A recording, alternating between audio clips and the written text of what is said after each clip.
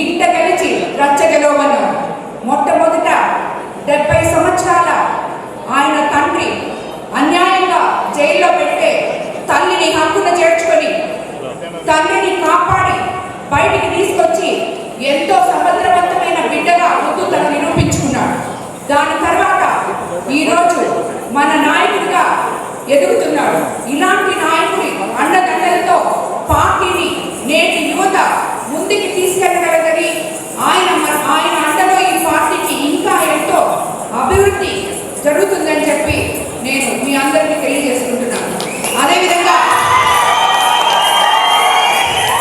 అన్ని కష్టాలకు ఓర్చుకొని యువగణంలో పాల్పడిన నారా లోకేష్ బాబు నిజంగా ఆయనకి మన అందరినీ ఏ కార్యకర్తని విస్మరించకుండా ఏ నాయకుడిని విస్మరించకుండా అధికారంలో లేనప్పుడు కానీ అధికారంలో ఉన్నప్పుడు కానీ నాయకుల అండదండలు బాగోగులు చూస్తున్న మన ముఖ్యమంత్రి చంద్రబాబు నాయుడు గారు నారా లోకేష్ గారికి మరోసారి నేను ధన్యవాదాలు తెలుపుకుంటున్నాను.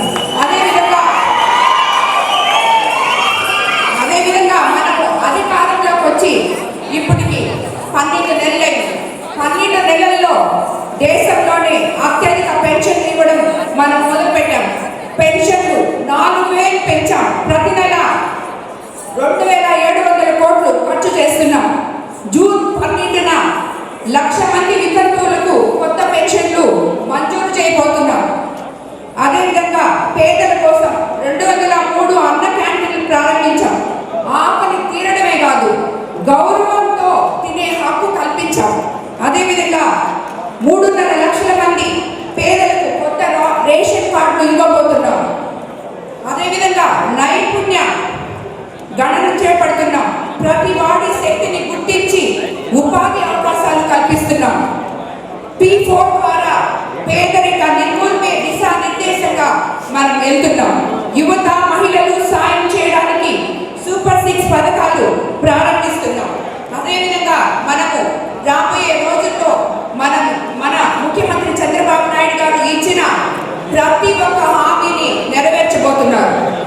అస్తవ్యస్తమైన గత 5 సంవత్సరాల అస్తవ్యస్తమైన ఈ ప్రభుత్వాన్ని తిరిగి క్రమశిక్షణలో పెడుతూ ఆర్థిక వ్యవస్థని మనకి ఇచ్చిన మాటను నిలబెట్టుకున్న దిశలో మన ముఖ్యమంత్రి గారు పయనిస్తున్నారు. ఇటువంటి గొప్ప పార్టీలో మనమందరం ఇటువంటి గొప్ప నాయకులు మార్గదర్శనంలో కార్యకర్తలే నా బలం, కార్యకర్తలే నాయకులు, ఎవరైతే పార్టీ కోసం కష్టపడ్డారో వాటిని గుర్తించాలి అని మనకి ఆదర్శాలు ఇస్తున్న ఇటువంటి నాయకులతో కలిసి మనం పనిచేయడం మనం నిజంగా చాలా అదృష్టవంతులుగా చెప్పుకోవాలి.